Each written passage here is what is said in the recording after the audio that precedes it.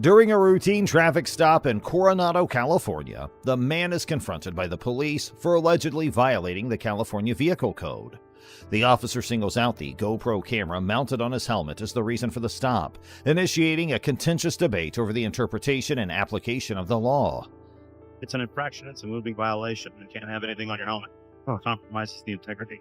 Can I have the information I asked you for, please? Actually, sir, I mean, the fact that you pulled me over for a traffic violation of a GoPro on the top of my helmet, which is for my safety, it's kind of ridiculous. I will not be consenting to anything. So Okay. if you need to get a sergeant out here, that'd be great. But What's your name? did I commit a crime? I've stopped you for a traffic violation. Okay. I've asked you for your information. You're refusing to give it to me. I'm not refusing to give it to you. It's just I did not commit a crime. And you pulled me over for a GoPro on my helmet, And it's a traffic violation. which is for my safety. Do you understand what I stopped you What's for? your name and badge number? Bliss, what's your badge number? You answer my Asserting his Fourth Amendment rights, the man engages in a heated argument with the police, refusing to provide his identification. He maintains that he has not committed a crime and questions the legality of the officer's actions. And in fact, it's the stupidest thing you pull me over for is that freaking camera. Is speeding a crime? A camera on my helmet. Is speeding a crime? A camera on my helmet, sir. Answer my question. Speeding a I'm not crime? answering any more questions. I'd like to speak to my lawyer. Can I have your information, please? You can get your sergeant. Sit tight. I just want to let you know that I'm also recording this stop. Of course And you I've are. asked you numerous times for your information and you're refusing to do so. I'm not refusing. If I committed a crime, I would absolutely give you my ID. All right. You've been stopped for a traffic violation, I got stopped for a GoPro on my helmet. and I've told you it's a traffic violation. That's a bullshit violation. So go ahead and get your sergeant here. Okay, I've told you it's a violation, so you're still refusing to produce your information. If When you've you been can informed that you articulate a crime that I have committed, I will ID. Until then, I do Okay. not have to ID. And in fact, this is a violation of my Fourth Amendment right, and I am now invoking Title 18, Section 242, deprivation of rights under color of law. If you do one more movement without getting your sergeant here, you're fucked. Did you hear me? Did you hear me? Get your sergeant here. I'm done speaking to you. I told you I am done talking. I am now invoking my Fifth Amendment right to stay silent. If Thank you you. fail to produce your information, Then what? You're going to you're in arrest me? jeopardy of being So that'd placed be under kidnapping. arrest. And I already invoked Title 18, Section 242. How is that kidnapping? You'll find that out in court, sir. You're failing to identify You'll to find that myself. out in Are you court. familiar with? Are you getting your Are you- sergeant? Are you familiar with Section Penal Code Are 148? you not listening to a lawful order? Are you listening to Call my your lawful order? sergeant. Invoking Title 18, Section 242, the man points out the potential degradation of rights under the color of law, emphasizing his knowledge of legal statutes.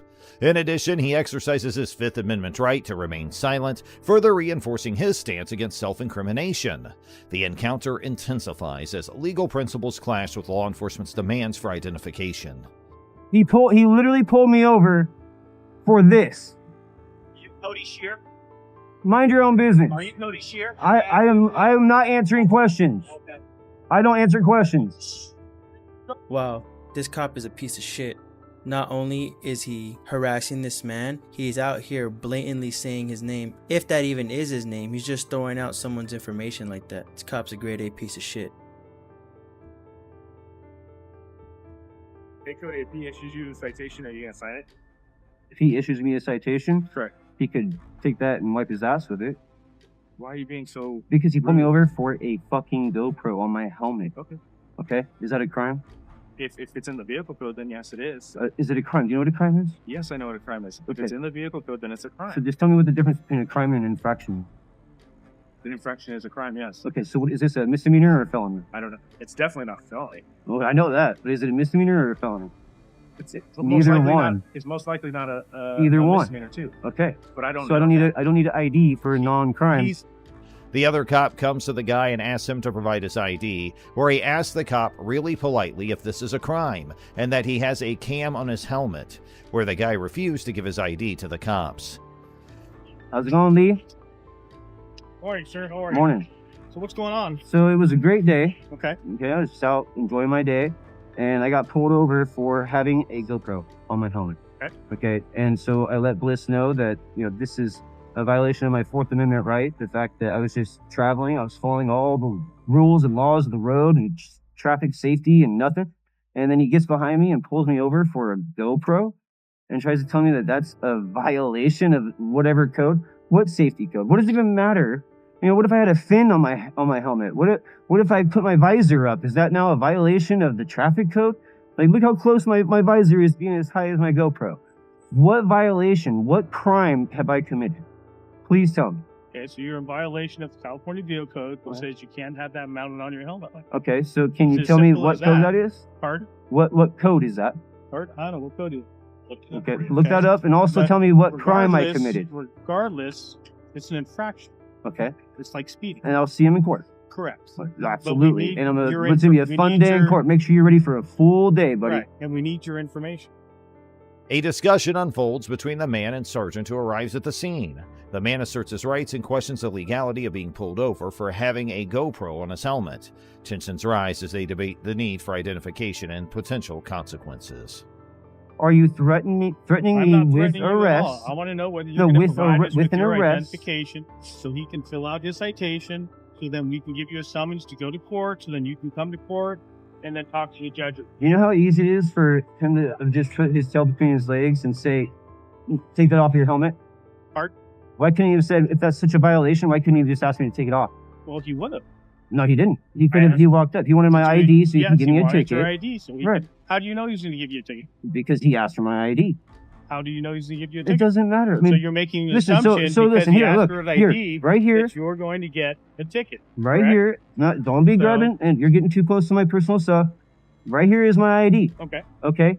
Am I being threatened with an arrest because I put a GoPro for my safety on my helmet and got pulled over by a... The man firmly asserts his belief that he is not obligated to provide his identification unless he has committed a crime. He challenges the sergeant, accusing him of violating constitutional rights and asserting that law enforcement officers are merely public servants. He provided the cop with the ID. You asked for one thing, you got one thing, that's all you're getting until this I speak to my lawyer. Well, I'm not a party to this. I was just throwing it out there. Okay. Just to throw it out there.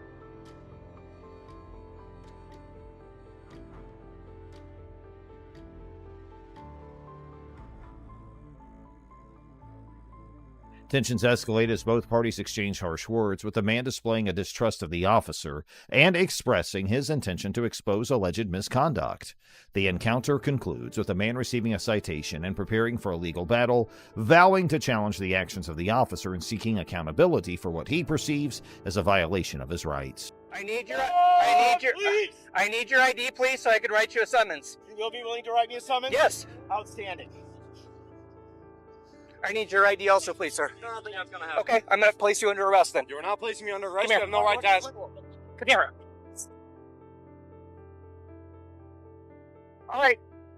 Taser.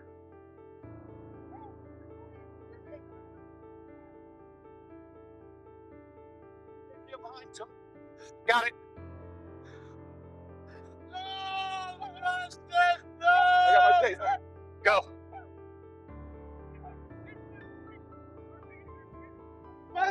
In the incident, a single police officer approached a protester who was presumably participating in a demonstration or gathering. The officer initiated contact with the protester and specifically asked them to provide their identification. The purpose behind this request was to issue a legal notice, commonly known as a summons. In the unfolding incident, a second police officer joined the scene where the initial officer was interacting with the protester. When he's in front of the business, yelling "F everybody." Public property. It says cops. You want to know why? Because cops like you. And he refused to give me his ID, which he's required to do. For what? The second officer decided to employ a taser, a non-lethal weapon that delivers an electric shock, as a means of subduing or controlling the protester. However, before the second officer could use the taser on the protester ran away. The veteran officer engaged in a conversation with the officer who wanted to use the taser, informing them that the protester had not committed trespassing, challenging the actions of the rogue cop. It was alleged that the officers tampered with the footage from their body cameras, potentially erasing audio recordings. This practice of disabling or manipulating body cameras has been a long-standing issue with some police officers seeking to avoid accountability. The cop involved in the incident has a troubling history with 5 civilian complaints against him. One of the complaints accused him of using excessive force on a man experiencing a diabetic shock, while another involved excessive force on a veteran with PTSD who tragically died shortly after the violent arrest. Despite these complaints, the officer has received continued support from the police unions and fellow officers, raising questions about why his actions are defended and his tenure as a cop is supported. Now let's move to another video.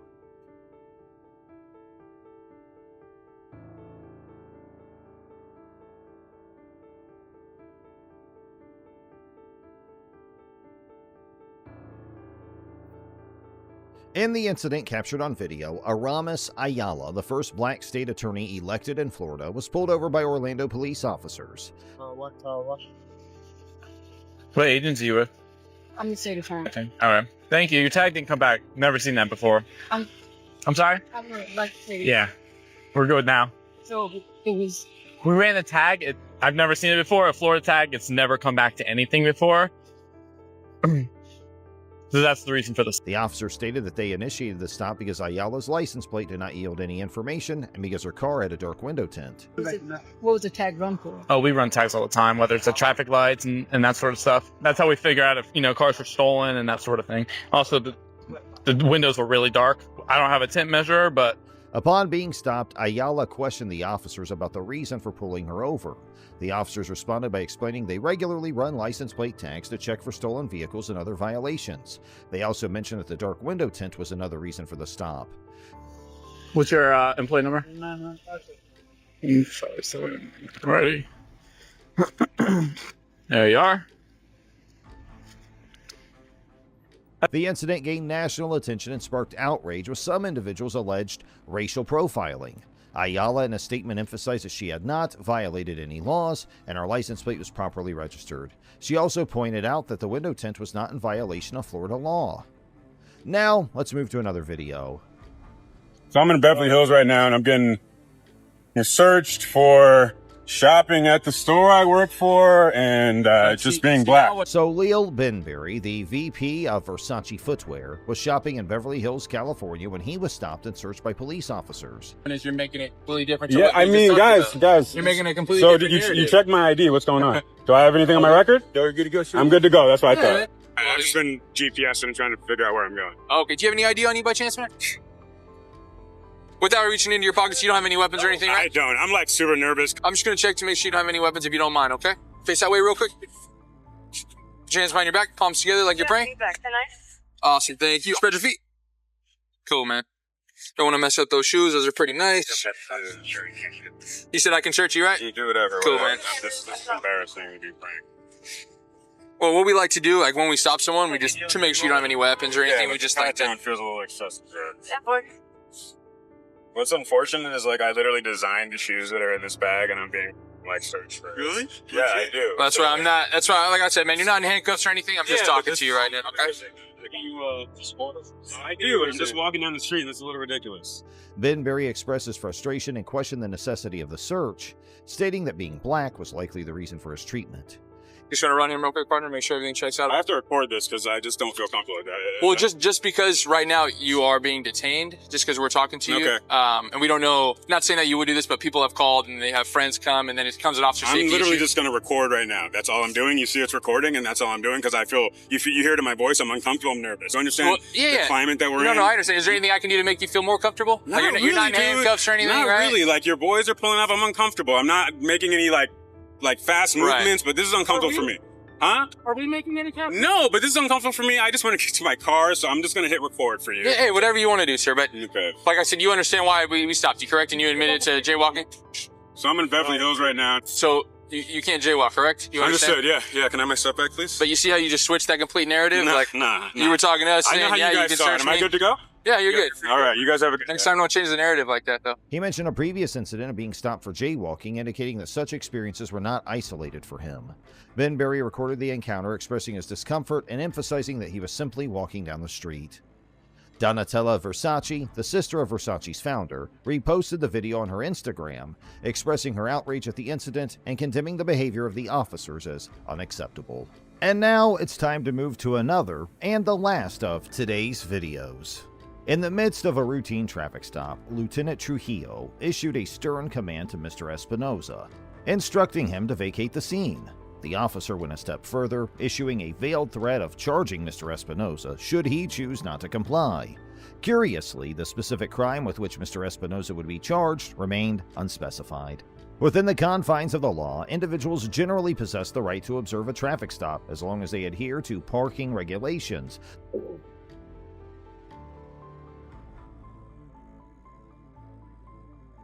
Do you need to be behind this traffic stop? Yeah, I do. Why? My son right there, he was following me to pull. Okay, he's on a traffic stop, though. You don't need to be behind it. Oh, you gotta be mean. Oh, I'm not being mean. We just don't like when people pull in behind us. I don't like them. They kill my son over there. I don't get for following. That's what we get paid to do, to pull people over. You don't get paid to do. And you don't either, okay? I don't gotta put up with you. Okay, I asked you a simple question, okay? Hold on, man. In fact, you need to leave now or you're gonna get charged. It's that easy. Well, I'm recording.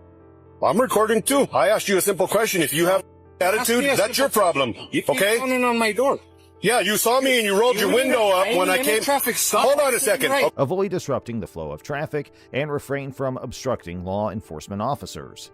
It was during the initial interaction with Lieutenant Trujillo that Mr. Espinosa was noticed to repeatedly press the screen of a cell phone. According to a police statement, Mr. Espinosa had claimed to be recording the incident, although the actual moment of initiation, whether it occurred upon the officer's approach or earlier, remained unclear based on the camera footage. Okay? No. You rolled your window up when I walked up, don't okay? care. So I knocked on your window, okay? You are not a cop. You don't need to be behind me, okay? So you need to leave right now. I don't need to do anything. You I'm got on a 5 public seconds street. to leave, okay? There's no reason for you to be behind this traffic stop. No reason, I'm okay? on a public street. No reason, Is okay? this not a public No street? reason. Do I not pay Okay, taxes do you for always this stop road? behind cops when they pull people over? I ain't stopped right behind you. Okay, you don't need to be here. You don't need to be here, okay?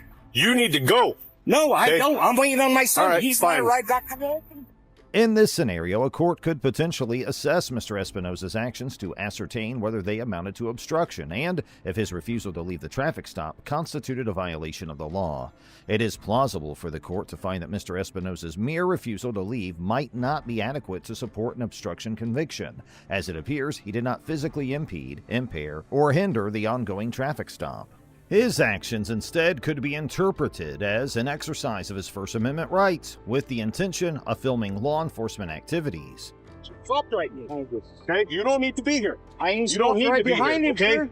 You need to go. No, I Hey. don't. I'm waiting on my son. All right, He's fine. my ride back to Wilson. Leave. Leave. That's the Now court. you can stay. Stay. Hey, stop. Get out the car.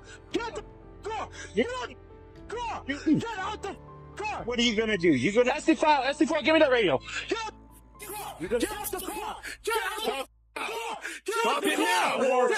Now. Get out the car. Get out the car. Get out the car. Get out the car. Stop it now. Now. Get out of the car. Hey, Now. yes. What the hell do you think you're doing? I ain't doing anything. Okay. Huh? Now you're on a traffic stop and you're trying to drive away? Get out the car. Call state police. Get out the car. It has nothing to do with anything. Okay, they don't have jurisdiction over it. I don't know what's On the other hand, it is also plausible that the court could determine Mr. Espinosa to have violated the obstruction statute by willfully disregarding Lieutenant Trujillo's explicit order to leave the traffic stop. Such a determination might hinge on the interpretation of the law and the specific circumstances surrounding the incident. Get out of the car now. No. I got my truck. I don't give a clear the park. I just did, hell. Sit down as often. You know, Don't pull away from me. I'm not. You're gonna get lit up. I'm not. Okay, you're gonna get You're lit up. breaking my arm, man. Hold on, I'm gonna get out. Get out the car. I'm Get out the car. Can you hold on? Can you guys Get out. Hold on. Now. I'm getting out. I'm not. You're under arrest. I'm not. Get out. Turn around and face the truck. You're under arrest. Okay, guys.